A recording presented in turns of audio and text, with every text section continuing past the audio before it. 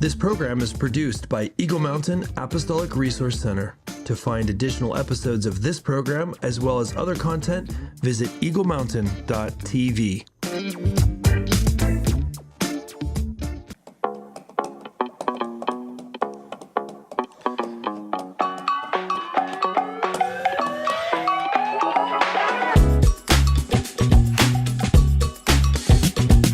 Hey everybody, welcome to Together We Build. My name is Mr. Sin.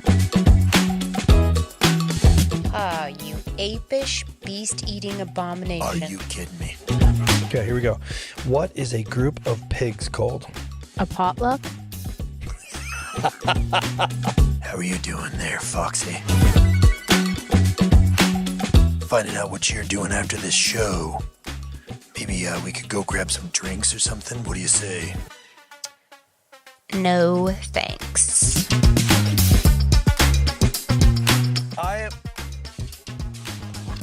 I for sure will go in there to get that. Give me that thing. No, it's not safe in my shirt. Right here. From you.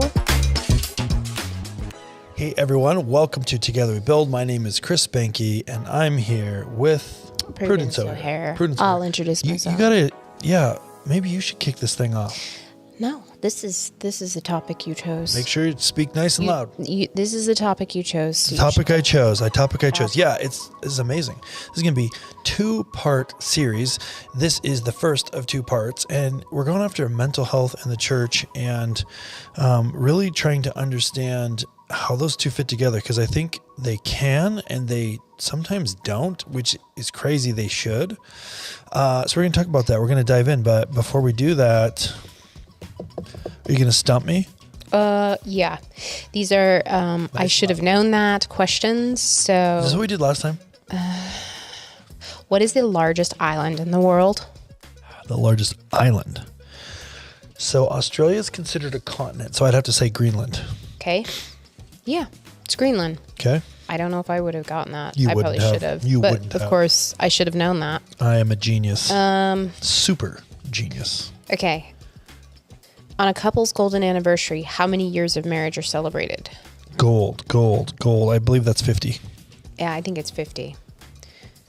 Let's check it. Yep. 50. You're cheating because you're looking at the other answers. I'm not using this card anymore. I have this under control. Okay, what's next? Who was nicknamed Old Blue Eyes? Old Blue Eyes. Oh, wait. I'm Old going to Blue say... Eyes. No, don't say anything. I know this. This is Okay. President Lincoln. No. Old Blue Eyes is... Hold on. I'm pretty sure. Bing he had blue eyes. Crosby or somebody like that. Okay. Also, let's answer, how many strings does a violin have? I think it's 4. 4. Okay. It's Frank Sinatra. We were both way off. Well, no, I was not way off. You were way off. I was the right. I kind of knew. He was named Old something. Okay. Yeah. Lincoln? And 4 strings. Yeah. He wasn't named Old anything. Yeah. Are there wild polar bears in Sweden? You already know the answer to this. I don't know the answer to this. I believe yes. There are. Are there? No. Are you kidding me right now? It's depressing. How long does it typically take for an alarm to go off again after the snooze button is hit? 8 minutes. I'm going to say 7. 9. We were both wrong. So what I want to know is who came up with that, minutes. because like 5 makes sense, 10 makes sense, 9 doesn't make sense. Yeah, well, you know what does make sense is mental health combining with the church and faith. Let's go with that. Is that your segue? That's the segue. It's kind of a very obvious segue. Well, not for everyone. First, before we do that, I need you to give me some kind of an award for my success in this trivia game. Okay, here I want you it to can be have a major. card. I can't have a You card. can't have It's a part of the major game. reward. I want a major reward. Okay, I'm not buying you some leg lamp. Leg lamp? That is a from, major reward. the Christmas story? Story. Christmas story. I'm not super fond of that movie. Some people really love Yeah, it. some people really I do. think it kind of got ruined on me when you're trying to have a Christmas story and there's like quite a bit of foul language. Yeah, I don't like And that. you're like, what is happening? That's a real bummer for me. Yeah. I agree. Okay. Let's see. 34:18. I'm just looking up something right now. We're going to go after a topic I think that is very important, and that is mental health and the church and kind of how they are connected together. And I think that there's some weirdness there. Now, I don't think there should be, but I think there is. I think that a lot of people believe there's no such thing as mental health, and that any kind of mental health issue would always be some kind of supernatural issue. Some kind of demo. Yeah, I think there's probably issue. like a couple of different ways that the church has seen problems what do with you mental see? health. Well, I think that you do have the churches that everything is supernatural, absolutely everything. And then the churches that only rely on therapy Yeah. and pills, and they don't recognize supernatural partaking in any of it. Right. And then there's churches that just flat out ignore and bury all of it.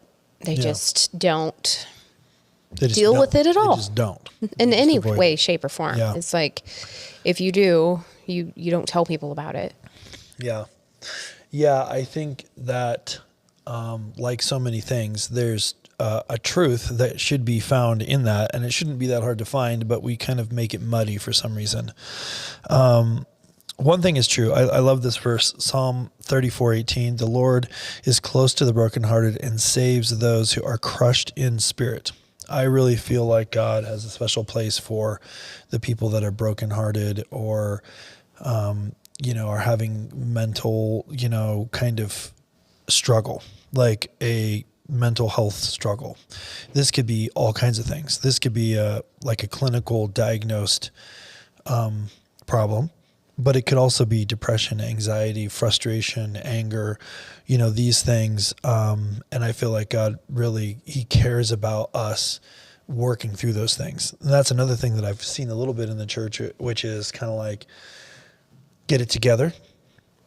God, has a lot of work for you to do, so get it together. We don't have time to be upset or down or depressed. Well, it doesn't give you any answers or solutions to what you're dealing with. Yeah, so God cares for people with mental health conditions, and he actually has given, I believe, people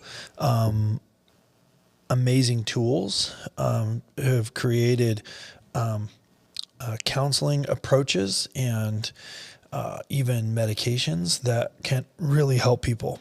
But like a lot of things, that stuff can be used as a crutch instead of addressing issues. So it's really about trying to figure out how to have the right balance. So we're going to get into all that stuff. I think we should start by talking a little bit more about the stigma that is in the church. And you've had some experience with this. Do you feel, I didn't think in advance to ask you if you wanted to share about that. Well, in what stigma will you be talking about? We can always edit this if you're like, no, later. So if you get to see this, it means that this worked out. So basically, you had a period of your life where you were going through some pretty significant depression. Mm-hmm. And then you, by recommendation of a doctor that you weren't even asking about, that you got on some medication. And in some ways it was very helpful, but you didn't want to be on it forever. Right. So then you were able to get off that by using this supplement that we are part of a company that developed this called MQ7. And that company is called Biogenic. And there's a whole story. I think we even did an episode on this, right? I'm not sure. It's been a while if we did. We might have done an episode on this. But one of the things that I was thinking of when I was thinking about the stigma is that we had some friends who are no longer our friends. But we had some friends that really came to me and said, hey, this thing that Prudence is going through, it's not real. It's all in her head, and it's because she has sin in her life. And they didn't talk to me. They talked to you. Yes. That should have been the first indicator of an error. But they were really certain of this. And at the time, I was like, well, what sin do you think it is? Like, what are you talking about? And at the time, this is a long time. This is what, 18 years ago? Long time ago. Like a long time ago. Yeah. I would have reacted a lot differently now. But at the time, I was like, "Oh, really? I don't think that's the case. But like, what do you think this is? Oh, it's probably something hidden and secret, a secret sin, and that secret sin is the reason. It's the secret sin that's the reason that she's depressed." Mm-hmm. And the thing is that what we came to find out later is that you had what is actually kind of common, more common than it should be probably, imbalance in your brain, and the medication fixed that. And later on, when you were able to get off the real SSRI medication and go to the supplement, MQ7, then this was a supplement that basically helped your brain create its own hormones that it needed. But this was a problem with your brain. Yeah. Yeah. It was a physical deficiency that was happening. Yeah. Just relax. You look really tense right now. Oh, Yeah. I'm not tense. You're not tense? No. So this topic doesn't make you tense at all? No. You know, in some ways, I actually think, you know, looking back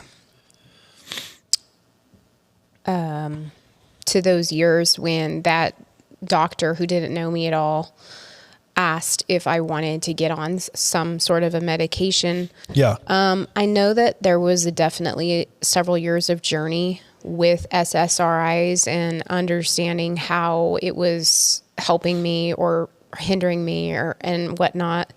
And that's probably a different topic for a different day. But really, had I not gone through that process and journey and felt what it was like to be off, felt what it was like to be on, felt what it was like to be off again, and then felt what it was like to be on a supplement that actually did good things for me and normalized me rather than numbing me with SSRIs.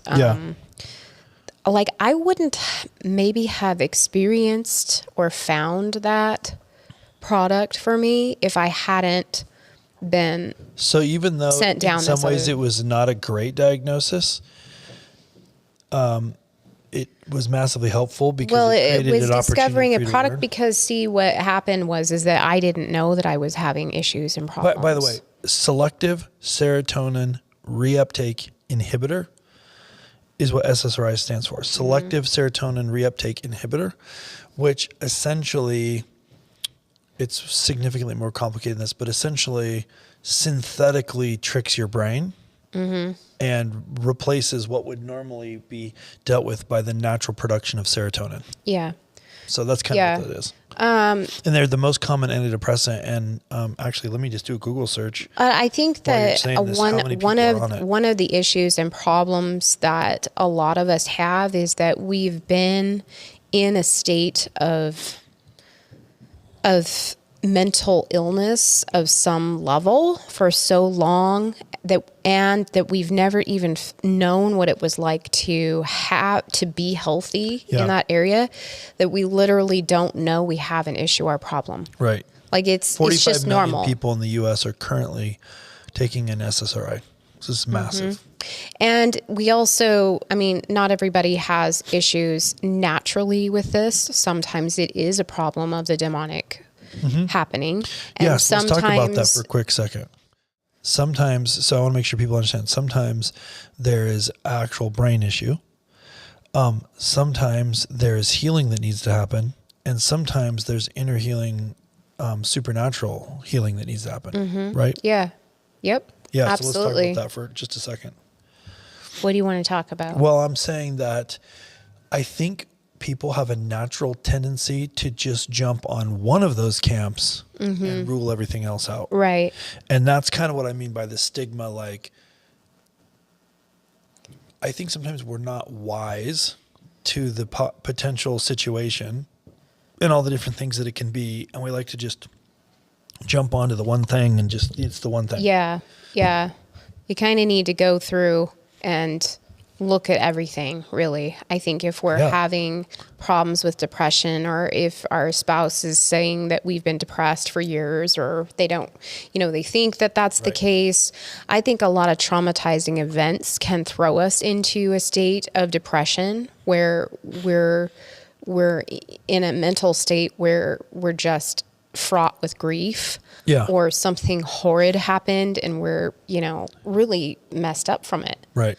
That's real stuff. And I think that a lot of traumatizing events, abuse, this sort of thing actually opens up doorways of authority Yeah. in the supernatural realm, and they take those opportunities to really take us for a ride spiritually. Yeah. We don't have time to get into all of those details, but it's a real thing. We go and we think that the only thing that, could possibly fix us is like a medical doctor. Well, the only thing medical doctors know is to give us the Band-Aid of medication of some sort. So that's what they're going to do. That's how they're going to help us. But what we also need to say is, okay, but what else could there be here that could possibly be hindering me? Mm-hmm. I mean, that's worth looking at. Right.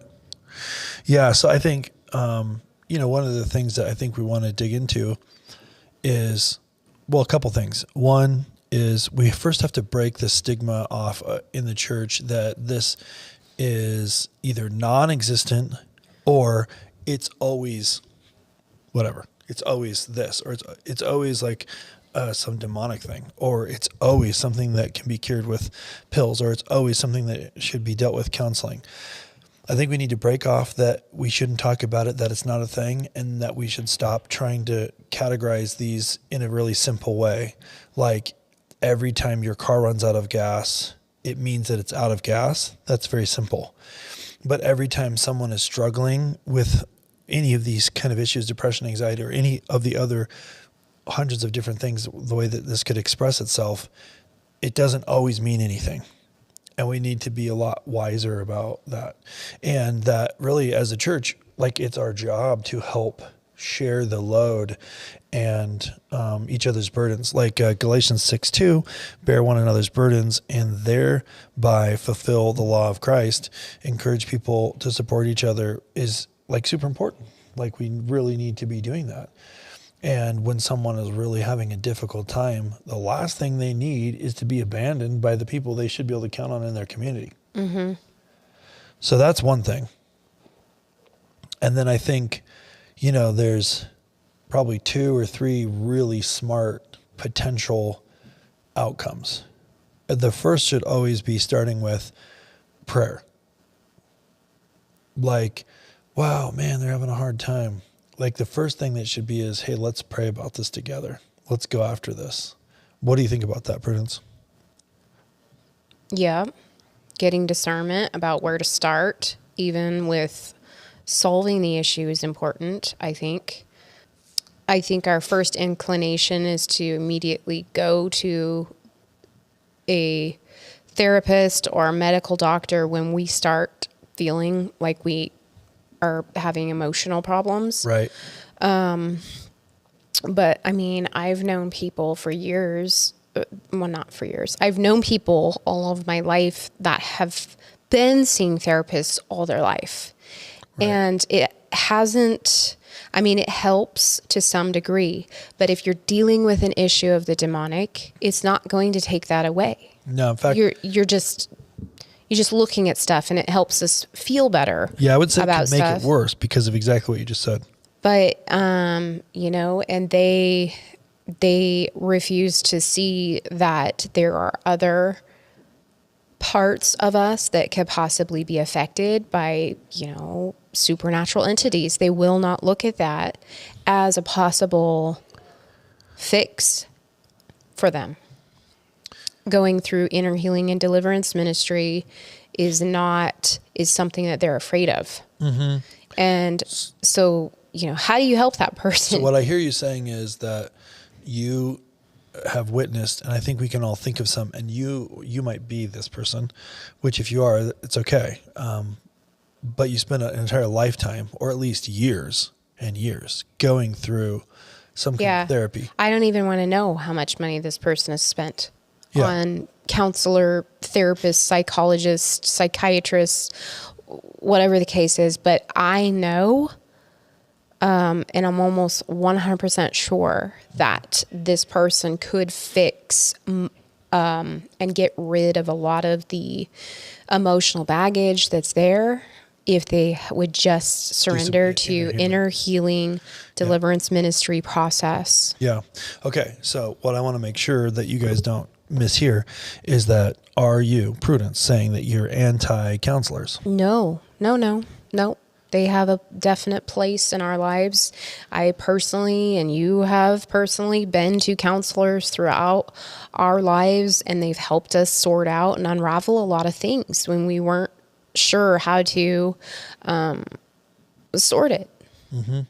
They're really good people to talk to when you need to sort and try to understand things that are happening in your life. Mm-hmm.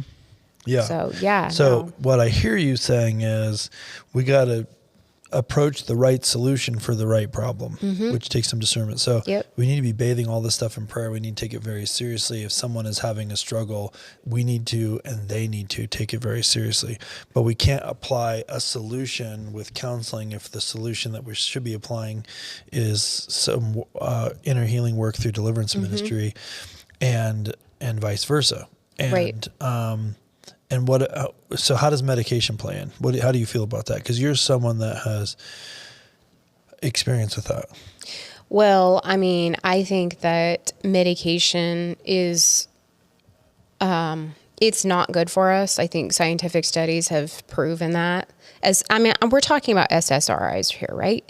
We're not talking about every medication in your body. Well, so I would say that 90%, I think the statistic was 90% of the people that take some form of medication for prescribed medication for depression or anxiety, specifically those two things, they're taking an SSRI. So if we're going to just, for purposes of this, let's just stick on that. Yeah, we're just talking about that because I fully believe in medicine. There are kinds of all kinds of other things too, and that sort of thing. And I'm not a doctor here, so you can't just. There are.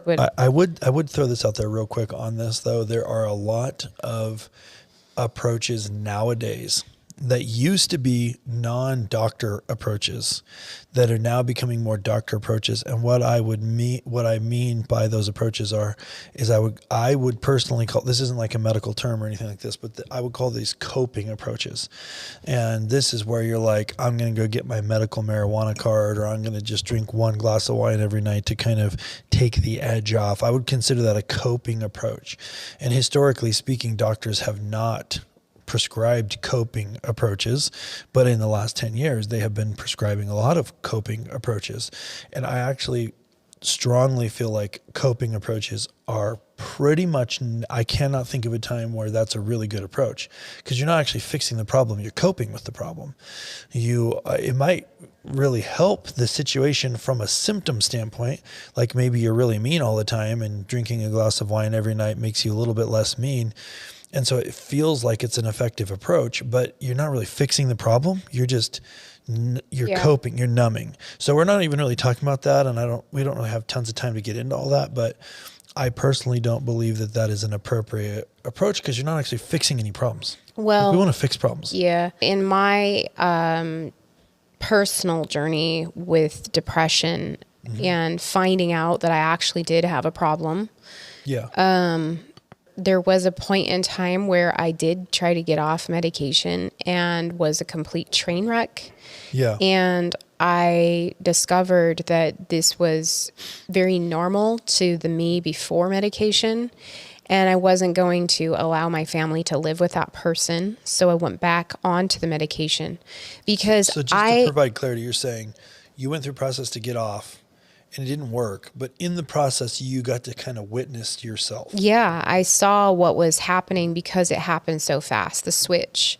But what I didn't know was that there was a natural way to help the issue and the problem. So I was prepared to stay on medication for the rest of my life if it meant that my family didn't have to be put through a type of person that was going to be nasty or blue all the time. You know what I'm saying?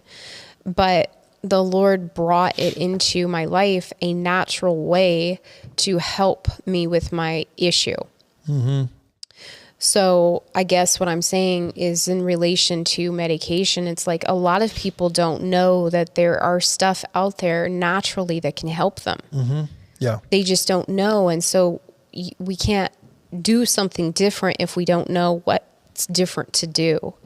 So to tell somebody, well, you shouldn't be on SSRIs. Yeah, but the difference is it's this or this. Mm-hmm. Yeah. And I can't be this over here. Mm-hmm. Yeah. And I can't fault them or blame them for that because I was there once and I know the difference. Yeah. And I think that really the point I want to get across, especially in this part one of this series, is like, we need to be very careful to not think because we know from our experience that what is right for the other person. So we got to be very careful about that because maybe what they do need is some kind of medication to help them through the situation that they're in. Or maybe what they do need is counseling, or maybe what they do need is a deliverance ministry. So we need to be very careful not to do that. I'm also hearing you say that it's really important to make sure that we don't write things off, that we don't dismiss things, and we don't think that we've got one thing that solves everything. Because this concept of these issues is very complicated.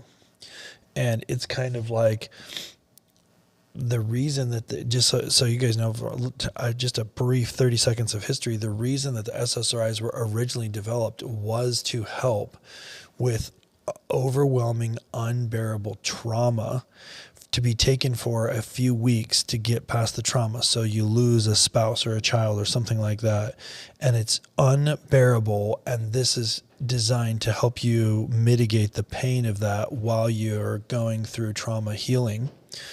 And then what happened is they just began prescribing these for long-term use. And now we have people that have been using them for 20 or 30 years, and it's become a problem because their brain is not functioning properly and absolutely requires this medication forever. And they're missing out on the full spectrum of who God made them to be. So we're definitely not saying there's never a time or a season or a period where you shouldn't use medication. What we're saying is that you need to be working with your doctor, and your doctor needs to be well-rounded, and you need to be looking at all the potential situations and opportunities that are there, and you've got to have discernment to know what's appropriate for you in the specific season and time and your particular walk and what you're going through. Mm-hmm. Our little computer system is very complicated situation. And to figure out the right, I think probably one of the hardest for us all is figuring out that there is an issue and a problem. Right. I mean, what do you mean by that? Well, I mean, if we've been sick for years and years and years, or for a long period of time, or not normalized in our emotional health, we think that that's normal. Yeah. Because we can't step back from ourselves and see what it is that we're feeling. And there's no way to compare stuff. Right. So that's why I think it's really important to listen to your, if you're not sure if you have an issue, but you suspect maybe, just because of where your thoughts go all the time, maybe you should check with your spouse. Mm-hmm. Ask them what they think. Yeah. Ask them for feedback. Get vulnerable with them and say, hey, do you think that I have problems with this? Mm-hmm. Or what do you see me? Have you ever seen me any different? Do you think I should do X and Y and Z? Or, maybe a good friend or your parent or, somebody that you trust and trust really well with that they know you and have watched you, and that you can, and maybe just a couple of people too. I don't know. But if you're just really unsure of where you are, or, ask other people what they see. I think I want to spend just a minute as we wrap this up in that area. And so just let me summarize real quick. So God wants us to be healthy. He says in scripture that he's kind of got a special heart for people that are struggling. Like he wants us to be healthy and he cares about us. We need to break off the stigma in the church. We need to be bathing this stuff in prayer. we need to create space where it's okay for deliverance, inner healing, counseling, medication, these things, and that we need to be really having good discernment with the Lord on those things. So as we kind of wrap that up, here's what I want to make sure everybody knows, and we're going to have part 2 of this too. So you got to stick around for next week and check out part 2, is that God really wants us to be healthy in all areas. And I think a lot of times we get this weird view that we're like, yeah, I know God loves us. He loves us with all of our mistakes and the things that are broken, and He loves me that even though I'm depressed and full of anxiety, and I can't stand myself, and I'm not sure I want to live, but He still loves me anyway, and that's good. And we kind of normalize unhealth. But what He told the paralyzed man on the mat, what did He say? Are you asking me when He asked him if he wanted to be healthy? Or are you asking, what are you asking? What are you referring to? He said, get up and walk. So He was asking him to take part in the situation. Yeah. Yeah. And what He was saying was, this illness, this sickness, that isn't meant to be for us. Right. He's saying, I am here to provide health and healing for you. Mm-hmm. And that's not just about your gimp leg. No, it's spiritually, emotionally, mentally, physically. Mm-hmm. And there's plenty of examples in Scripture of all the different kinds. Yes. And so we have to really believe and understand that He wants us to be healthy, and that He's not too busy and doesn't have time to stop and help us. He wants, but I love the example that you brought up, Prudence. He's asking us to partner with Him and get up and walk. That's right. So we got to get up and walk. Takes action on our part. Yeah, super, super good. Any final thoughts? Nope. So that was part 1. It was amazing. Part 2 is going to be even better. So you definitely want to check that out. If you just happened to find out on this, and you didn't even know what this is a show called Together We Build.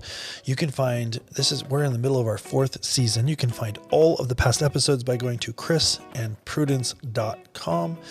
And you can find past episodes there, as well as other awesome resources. So definitely go check it out, chrisandprudence.com. And then also, there will be another episode of this. So if you're watching this and it's not live streaming, you're watching this sometime in the future, make sure you go watch both episodes. Part 2 is going to be awesome as well.